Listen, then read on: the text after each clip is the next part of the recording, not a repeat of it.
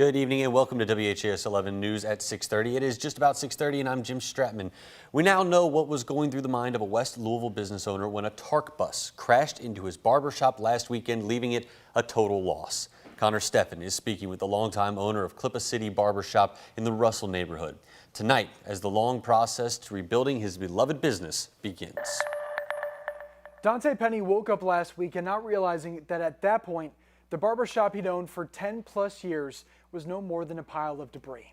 Police say around 7:30 last Saturday morning, a TARC bus driver crashed into the building after the driver of another car ran a red light, hitting the bus. Take a look at the result of that. This is what is now left of Clippa City Barbershop.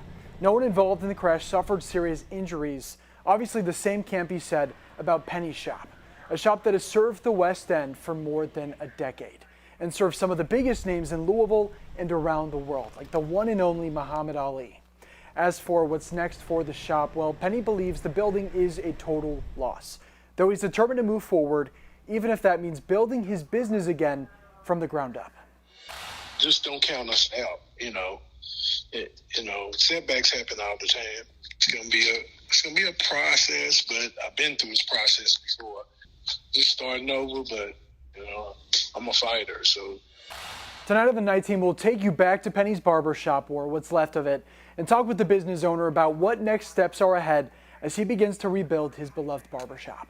For now in the newsroom, Connor Steffen, WHAS 11 on your side.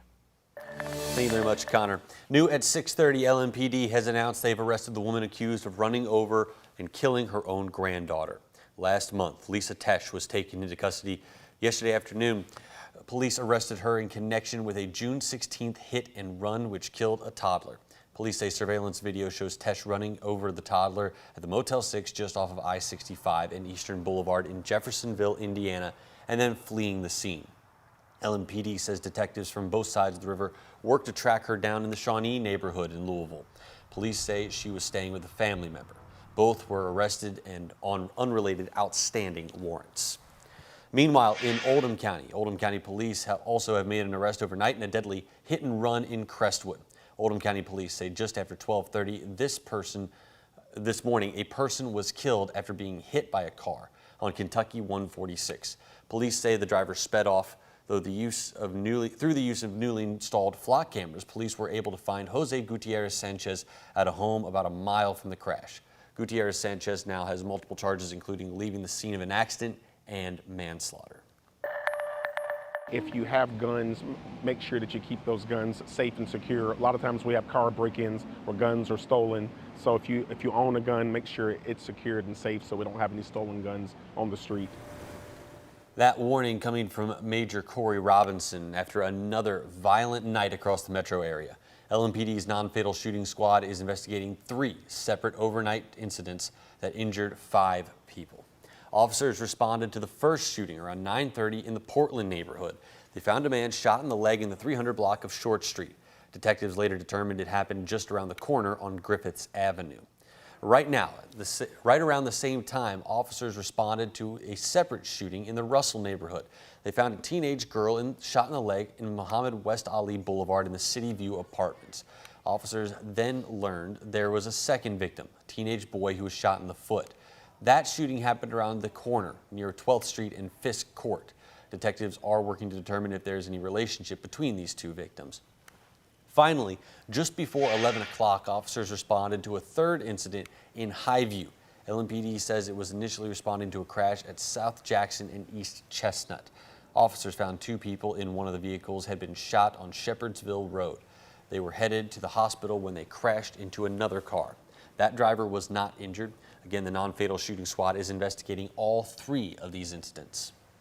That team is spread very thin. It's very taxing. It's all a team thing. No one operates in silos. So we will augment them with patrol officers and then help them wherever they need, even if it's just securing a scene or holding a scene. But it's a lot for them. But they're equipped for it. They have a lot of personnel, and the guys are doing a great job. All 5 victims went to the hospital with what are believed to be non-life-threatening injuries. If you know anything about any of these shootings, you're asked to call the LMPD's anonymous tip line at 574-LMPD, or you can use their online portal. A big development in the case of the Oldham County High School teacher Max Emerson, who was shot and killed in Washington, D.C. this week. D.C. police released a photo of their suspect. Police say that this is the suspect they are looking for. The 25-year-old was shot and killed on the campus of Catholic University this week. Police say the man who shot him took off. D.C. police initially saying it seems Emerson and the suspect knew each other, something that Emerson's mom says is categorically false.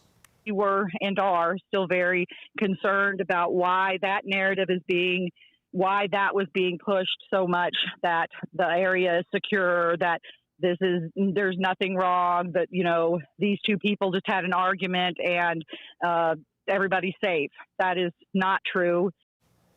D.C. police are offering a $25,000 reward for information that will lead to the arrest of this man. Meanwhile, the Emerson family is still in the process of planning the funeral arrangements.